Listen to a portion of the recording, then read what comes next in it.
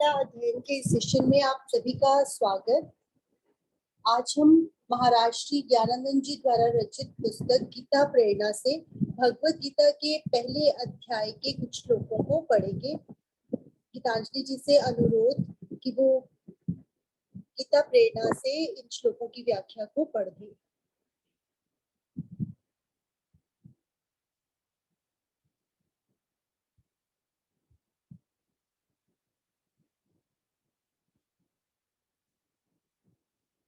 आशु, आप श्लोक बोल रहे हैं? हाँ जी, हाँ जी, हाँ जी। भगवत गीता अध्याय 1 श्लोक नंबर 1। ओम श्री परमात्मने नमः।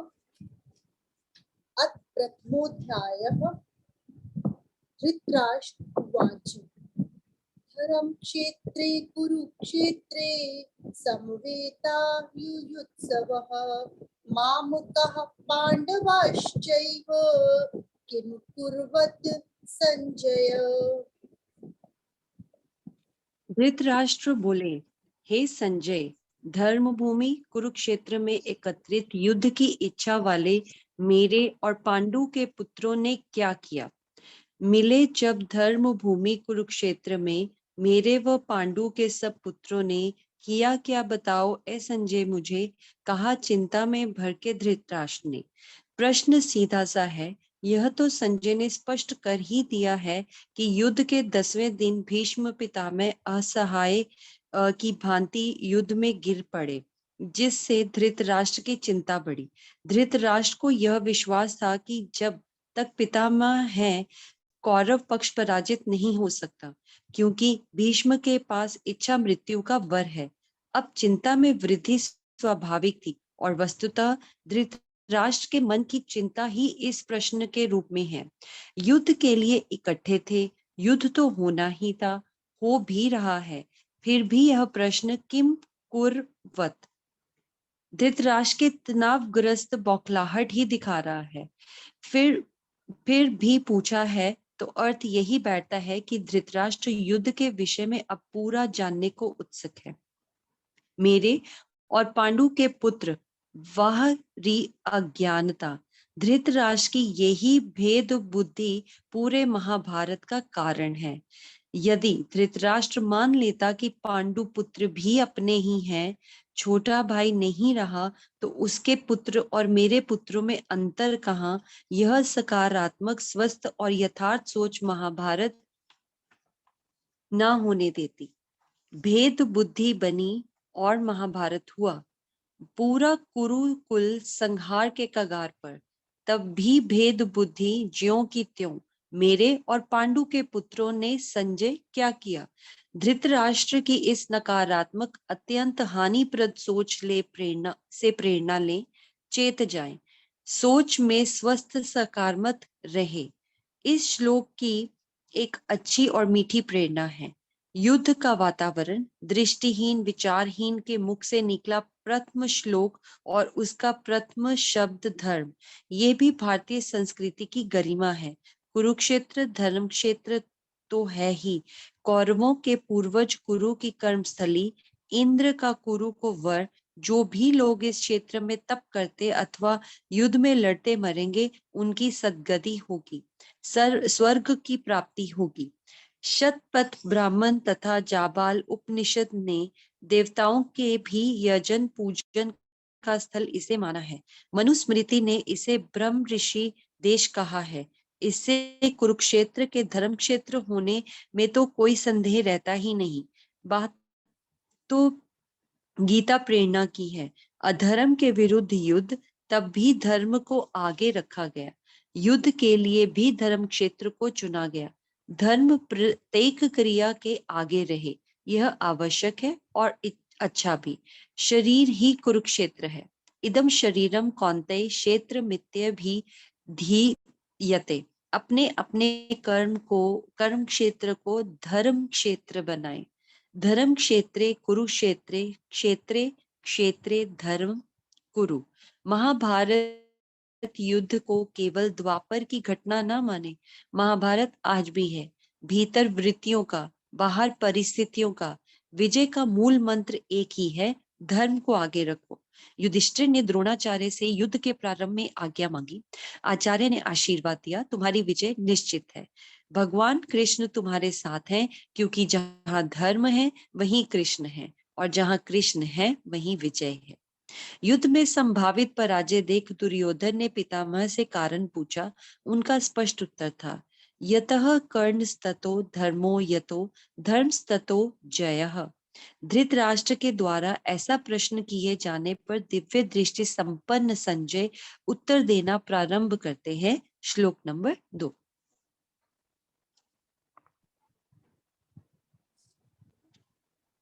संजय उवाच दृष्ट्वा तु पाण्डवानीकं व्यूढं दुर्योधनस्तदा आचार्यमुपसंगम्य राजा वचनमब्रवीत्। संजय बोले, उस समय राजा दुर्योधन ने व्यूह रचना युक्त पांडवों की सेना को देखकर और द्रोणाचार्य के पास जाकर यह वचन कहा। दुर्योधन के भीतर एक शंका सदैव बनी हुई थी कि द्रोणाचार्य और भीष्म पितामह मन से मेरे साथ नहीं, उनका भीतर भाव पांडवों के पक्ष में है। इसीलिए दुर्योधन की प्रत्येक बात में कहीं ना कहीं कूटनीति, राजनीति, चतुराई अवश्य परिलक्षित होगी।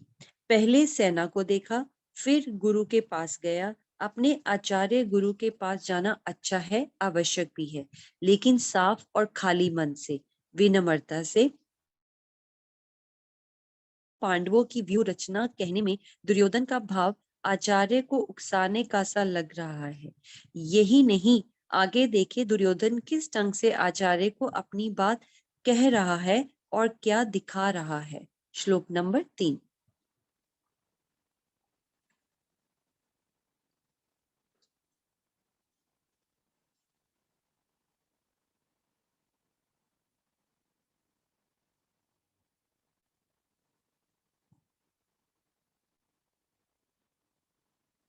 आशु प्लीज श्लोक नंबर 3 पढ़ दीजिए।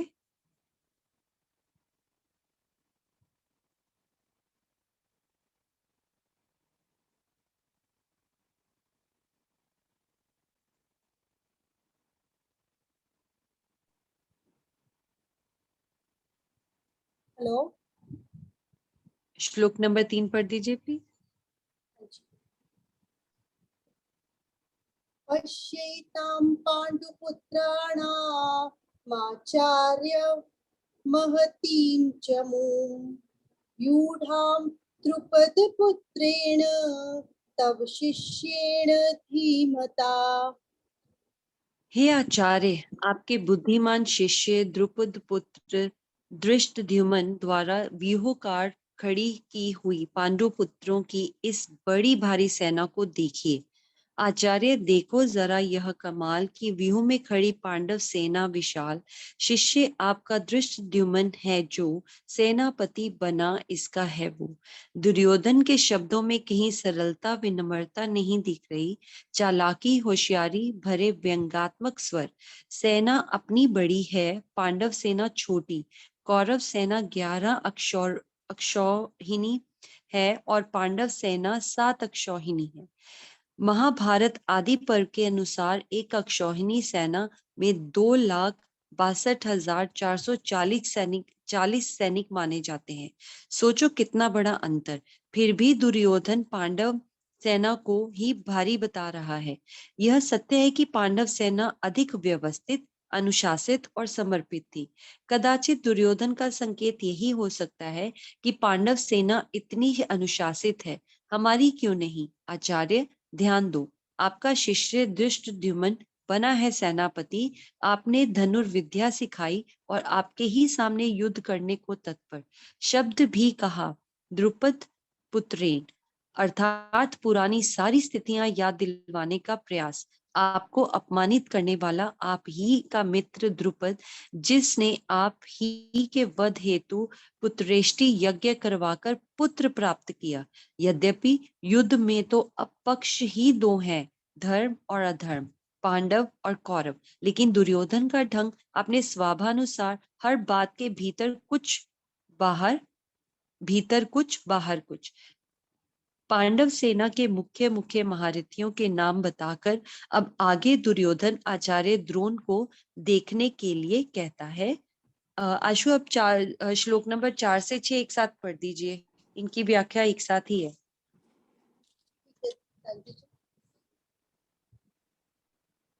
अत्र शूरा महेश्वासा भीमार्जुन समायुधि युयुधानो विराटश्च द्रुपदश्च महारथः दृष्टकेतुश्चेकिस्तानः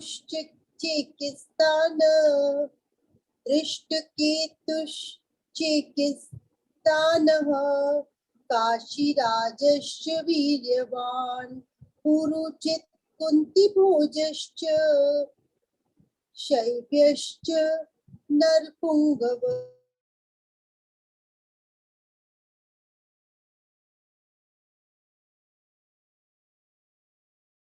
भद्रो द्रौपदेयाश्च सर्व एव महारथाः। एक और पढ़ना। नहीं, 6 तक ही पढ़ने थे, ये 4, 5 और 6 एक साथ है। आपने जो छठा श्लोक है ना वो पूरा नहीं पढ़ा है, सिर्फ उसकी दूसरी लाइन पढ़ी है, पहली रह गई है। श्लोक नंबर 6 पढ़ दो दोबारा प्लीज। युधामन्युश्च विक्रांत उत्तमौजाश्च वीर्यवान् सौभद्रो द्रौपदेयाश्च सर्व एव महारथाः। इस सेना में बड़े बड़े धनुषों वाले तथा युद्ध में भीम और अर्जुन के समान शूरवीर सात्यकी और विराट तथा महारथी राजा द्रुपद, धृष्टकेतु और चेकितान, बलवान काशीराज, पुरुजित, कुंती भोज और मनुष्यों में श्रेष्ठ शैब्य, पराक्रमी युद्धामन्यु तथा बलशाली उत्तमौजा सुभद्रा पुत्र अभिमन्यु तथा द्रौपदी के 5 पुत्र, ये सभी महारथी हैं। यहाँ दुर्योधन ने आचार्य द्रोण के समक्ष कुछ मुख्य नाम गिनाए। सात्यकी, जिसे अर्जुन ने धनुर्विद्या सिखाई, युद्ध के अंत तक अजय रहा, मारा नहीं जा सका, बाद में यादवों के पारंपरिक संघर्ष में मरा। विराट मत्स्य देश के धर्मपरायण राजा, द्रुपद पांचाल देश के राजा और आचार्य द्रोण के बाल्यकाल के मित्र, लेकिन राजा बनने पर पहचानने से इनकार करने वाले। धृष्टकेतु, चेदी देश के राजा, शिशुपाल के पुत्र, लेकिन अब पांडवों के पक्ष में। चेकितान, वृषिण वंशीय वीर राजा, पांडवों की 7 अक्षौहिणी सेना में से एक के सेनापति। काशी के राजा काशीराज, कुंती के भाई और पांडवों के मामा दोनों भाई पुरुजित और कुंती भोज। परम नितज्ञ शैब्य युधिष्ठिर के शवसुर, पांचाल देश के राजकुमार, दोनों भाई युधामन्यु तथा उत्मौजा। असाधारण वीर सुभद्रा से उत्पन्न अर्जुन के पुत्र अभिमन्यु और द्रौपदी के 5 पुत्र, जिन्हें अश्वत्थामा ने रात्रि में सोते हुए ही मार डाला था। इन सबके लिए दुर्योधन ने 2 विशेष संकेत साथ जोड़े। एक तो भीमार्जुन समा, अर्थात ये सभी भीम और अर्जुन के समान ही बलशाली हैं, तथा दूसरा सर्व एवं महारथा, अर्थात सब के सब महारथी हैं। महाभारत उद्योग पर्व में स्पष्ट है कि जो अकेला 10,000 योद्धाओं का सामना कर सके वह महारथी है।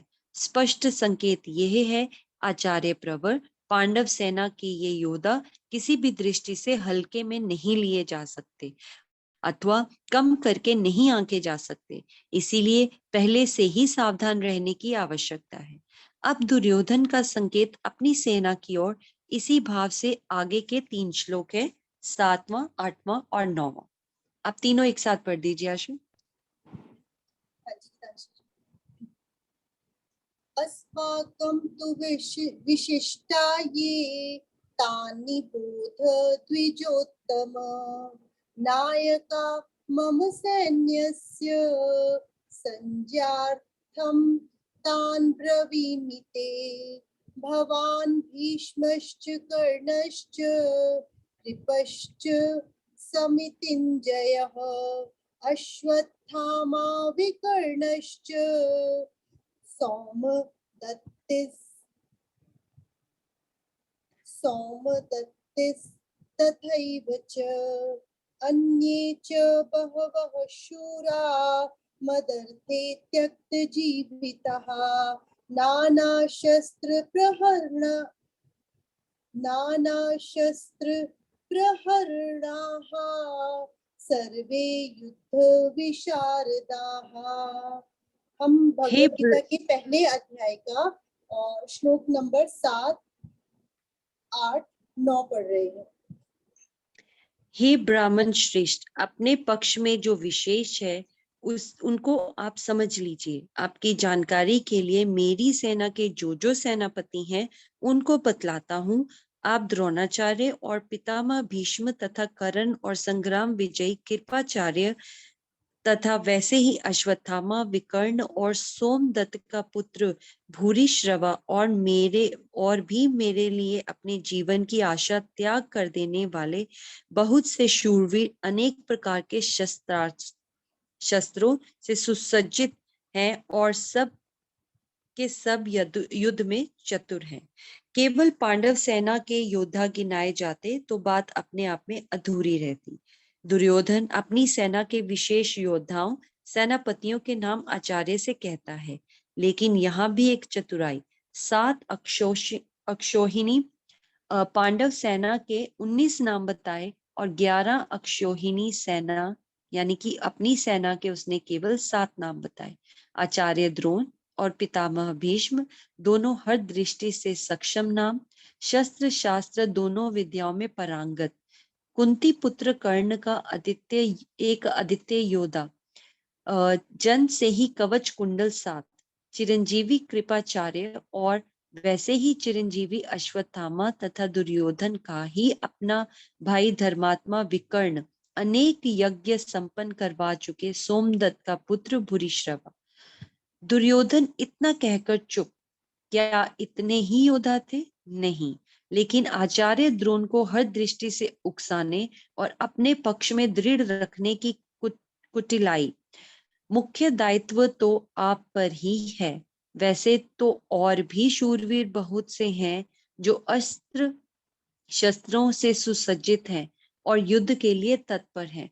दुर्योधन की ये 2 बातें देखें, मेरी सेना और मेरे लिए अपने जीवन की आशा छोड़ के ये सब यहाँ है। यहाँ दुर्योधनी सोच, मेरा और केवल मेरे लिए। महाभारत के इस अनर्थकारी पात्र को हर समय मोह और स्वार्थ पूर्ति में ही रहना आता है। यह हमारे लिए चेतावनी है, इसे समझे। मोह और स्वार्थ को जीवन में किसी भी दृष्टि से उचित नहीं ठहराया जा सकता। सावधानी साथ साथ आवश्यक है। दुर्योधन की बात अभी पूरी नहीं हुई। आगे इसी क्रम में वह फिर बोलता है। श्लोक नंबर 10।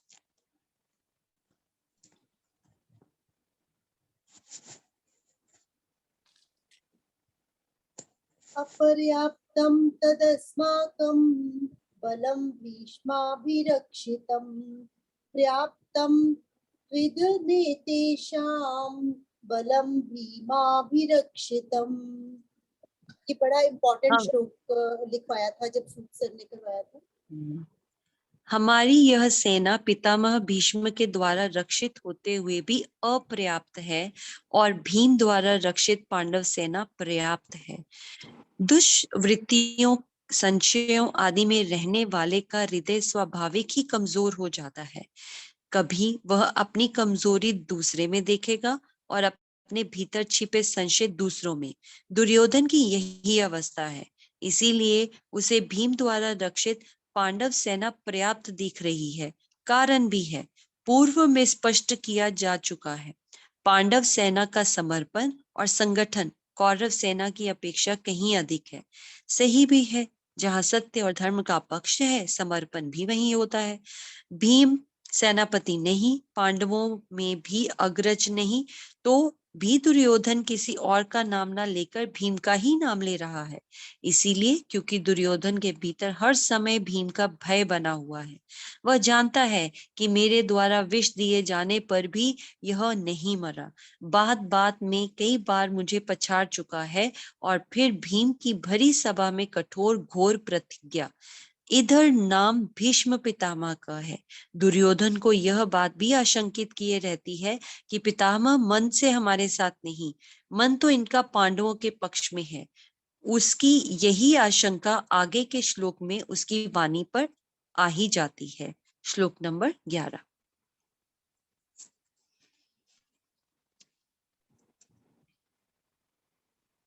अयनेषु च सर्वेषु यथा भागमवस्थिताः भीष्ममेवाभिरक्षन्तु भवन्तः सर्व एव हि।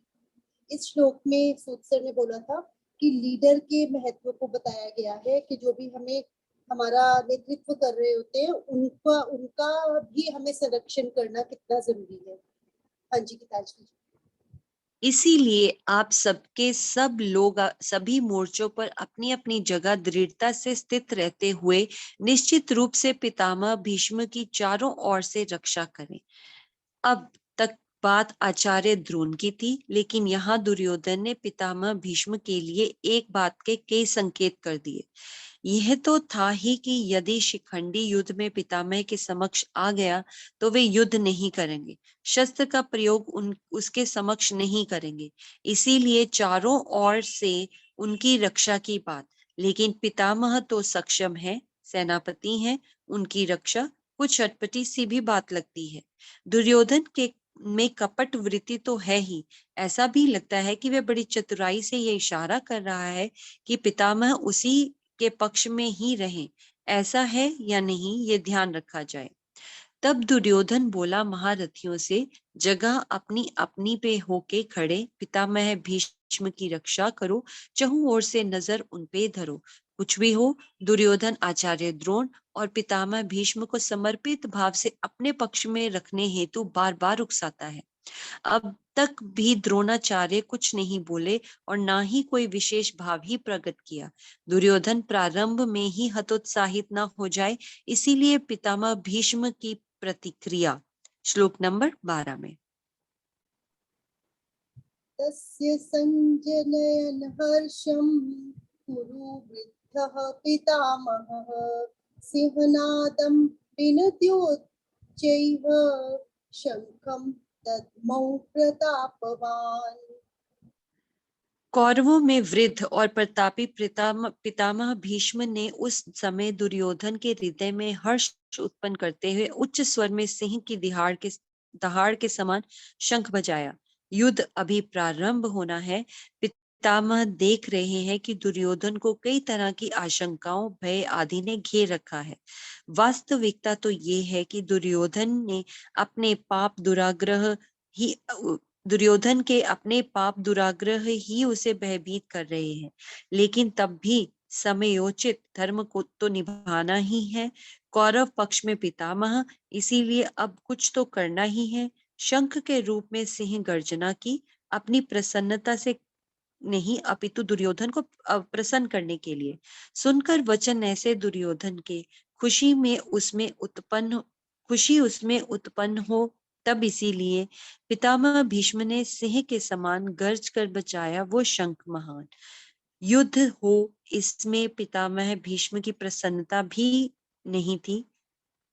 परिस्थिति बन गई, प्रतिज्ञा हस्तिनापुर के सिंहासन की रक्षा, और इसीलिए शंख बजा दुर्योधन को हर्षित करने हेतु पितामह भीष्म के शंख वादन के पश्चात तो श्लोक नंबर 13।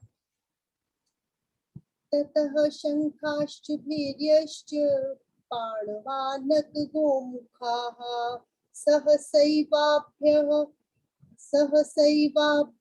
हन्यन्त सशब्दस्तुमुलोऽभवत्। इसके पश्चात शंख और नगाड़े तथा ढोल, मृदंग और नृसिंघे आदि बाजे एक साथ बज उठे। उनका यह शब्द बहुत भयंकर हुआ। अभी युद्ध का विधिवत प्रारंभ नहीं था और न ही यह शंख युद्ध के प्रारंभ की घोषणा हेतु था, मात्र दुर्योधन की प्रसन्नता और उसके उत्साह वर्धन के लिए था।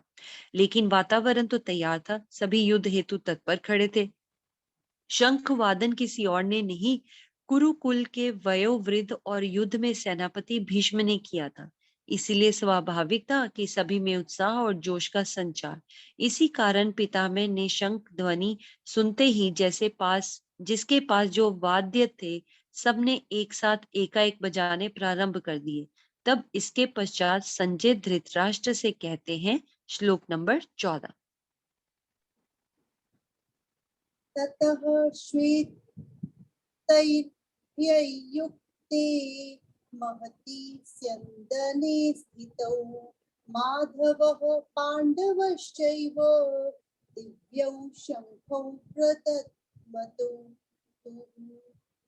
इसके अनंतर सफेद घोड़ों से युक्त उत्तम रथ में बैठे हुए श्री कृष्ण और अर्जुन ने भी अलौकिक शंख बजाए। कौरव सेना में शंख ध्वनि का क्रम प्रारंभ हो ही गया तो प्रतिक्रिया इधर भी स्वाभाविक थी। भगवान श्री कृष्ण और अर्जुन ने भी अलौकिक दिव्य शंख बजाए। मत सोचो कि सेनापति धृष्टद्युम्न और शंखनाद पहले श्री कृष्ण की ओर से, वस्तुतः श्री कृष्ण सारथी बने या कुछ और स्थान तो उन्हीं का सर्वोपरि है। कोई और माने न माने, पांडवों के तो सर्वस्व वे ही हैं। वैसे भी प्रतिज्ञा युद्ध ना करने की है, शस्त्र ना उठाने की है, लेकिन शंख तो बजा ही सकते हैं। उसकी ओर से प्रथम शंख बजा तो साथ ही अर्जुन के द्वारा भी हो गई शंख ध्वनि। शंख ध्वनि की बात तो ठीक, लेकिन यहाँ रथ और घोड़ों के वर्णन की आवश्यकता। वस्तुतः न रथ में बैठे हुए सामान्य साक्षात नारायण और नर, और न ही यह रथ और घोड़े सामान्य। चित्ररथ गंधर्व ने अर्जुन को दिए थे 100 घोड़े। विशेषता यह है कि किसी घोड़े के मारे जाने पर भी रहेंगे 100 ही। उन्हीं में थे वे 4 घोड़े। खांडव वन जलाने में सहायता करने पर स्वयं अग्निदेव ने अर्जुन को यह दिव्य तेजोमय रथ दिया था। आगे के 4 श्लोकों में शंख वादन का वर्णन करते हुए संजय का संकेत। श्लोक नंबर 15 और 16 एक साथ पढ़े आशु प्लीज। पांचजन्यं ऋषिकेशो देवदत्तं धनंजयः पौंड्रं दद्मौ महाशंखं भीमकर्मा वृकोदरः अनन्तविजयं राजा कुन्तीपुत्रो युधिष्ठिरः नकुलः सहदेवश्च सुघोष मणिपुष्पकौ। श्री कृष्ण ने पांचजन्य नामक अर्जुन ने देवदत्त नामक और भयानक कर्म वाले भीमसेन ने पौंड्र नामक महाशंख बजाया। कुंती पुत्र युधिष्ठिर ने अनंत विजय नामक और नकुल तथा सहदेव ने सुघोष और मणि पुष्पक शंख बजाए। नारायण नर के अवतार श्री कृष्ण और अर्जुन दिव्य, इनके रथ और घोड़े दिव्य तथा शंख भी असाधारण। समुद्र में रहने वाले पांचजन नामक राक्षस को मारकर उसके पेट में स्थित इस शंख को श्री कृष्ण ने निकाल लिया था। वही शंख बजाकर संकेत दिया कि अब भी सावधान। अर्जुन को निवातक वच्चादि दैत्यों के साथ युद्ध के समय देवराज इंद्र ने यह शंख दिया। देवराज द्वारा प्रदत्त होने से शंख देवदत्त कहलाया। भीम स्वयं भारी भरकम, उसके कर्म भयंकर, क्योंकि हिडंब, बक, कीचक और आदि भयंकर राक्षसों का बात ही बात में वध तथा उनका शंख भी विशाल पौंड्र महाशंख। और इसी प्रकार कुंती पुत्र युधिष्ठिर ने ऐसी विजय का संकेत दिया अब जिसका अंत नहीं, अनंत विजय शंख बजाकर।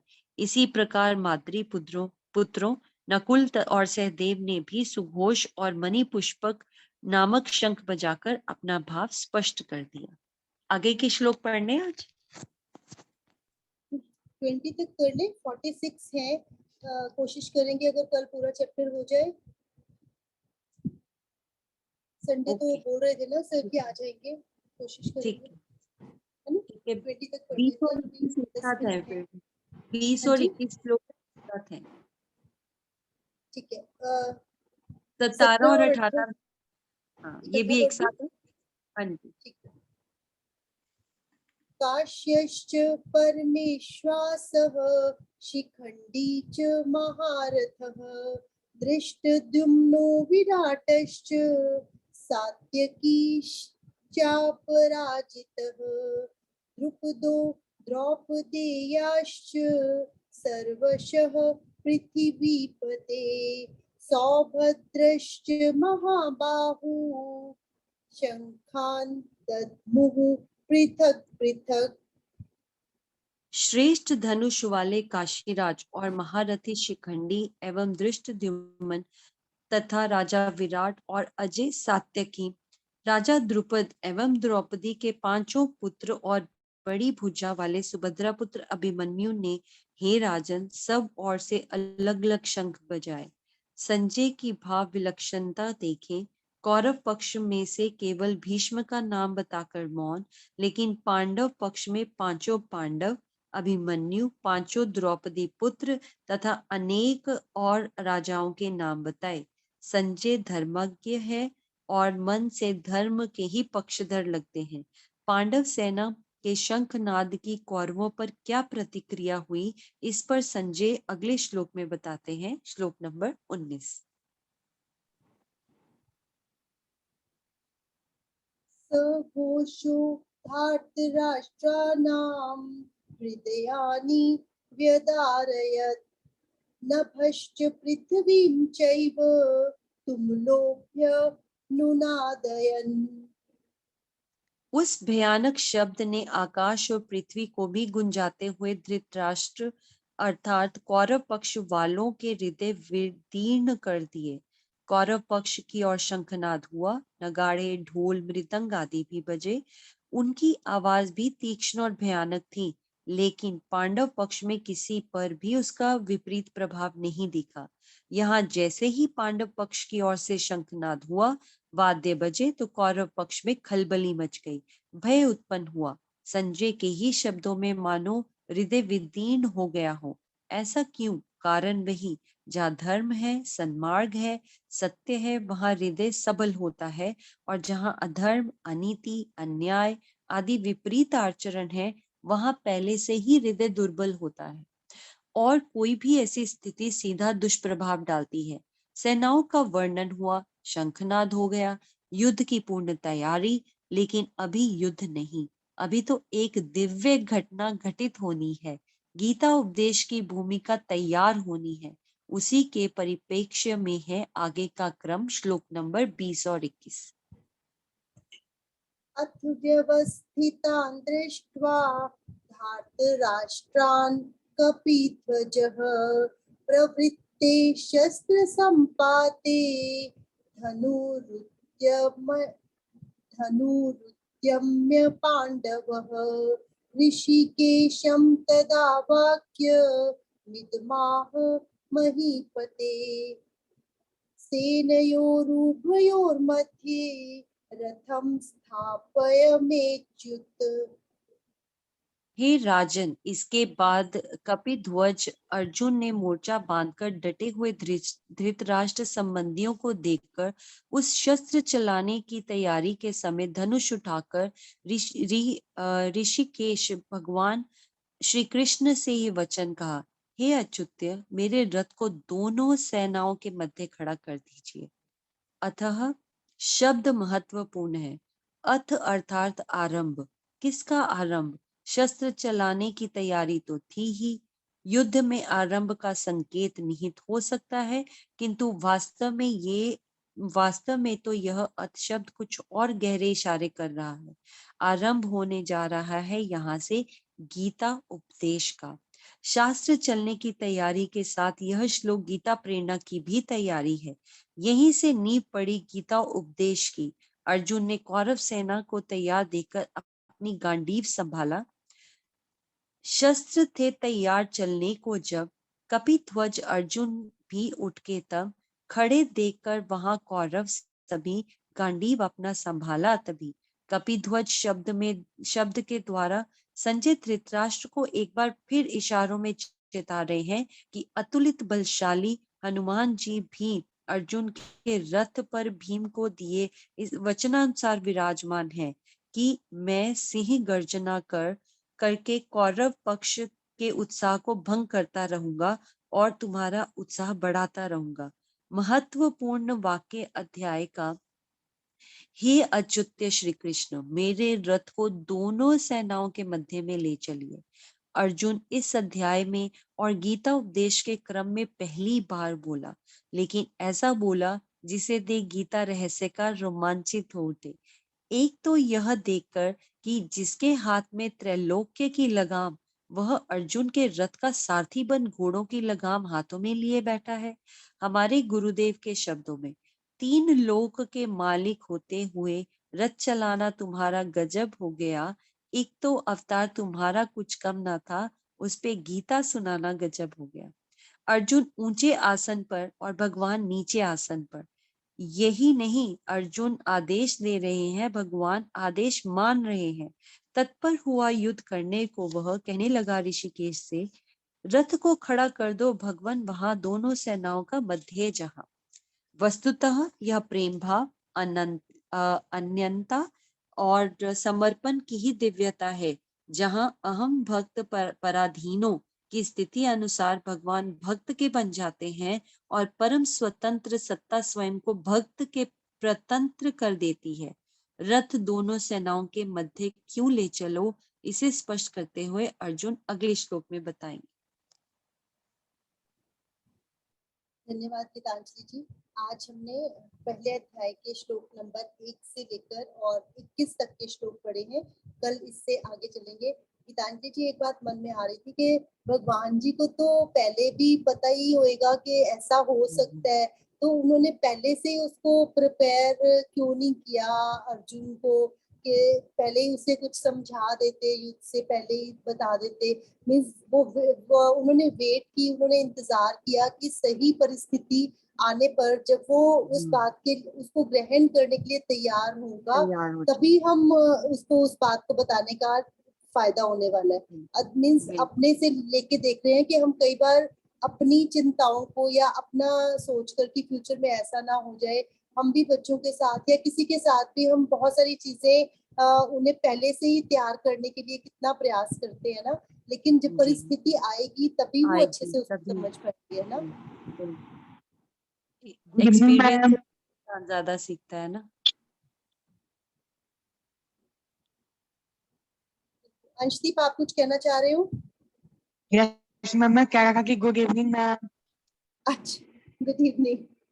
चलो ठीक है, इसी के साथ इस सेशन को आज यहीं पर विराम देंगे। गीतांजलि जी का बहुत बहुत धन्यवाद। बहुत अच्छे से वो व्याख्या पढ़ते हैं और सुनने में भी बहुत ही आनंद आता है आपकी वाणी को। Thank you so much. कल मिलते हैं नेक्स्ट सेशन में। आप सभी का हमारे साथ जुड़े रहने के लिए बहुत बहुत धन्यवाद। हरिओम तत्सत। Hari. Thank you Ashu ji and Geetanjali ji. मैंने पहला चैप्टर नहीं किया हुआ था।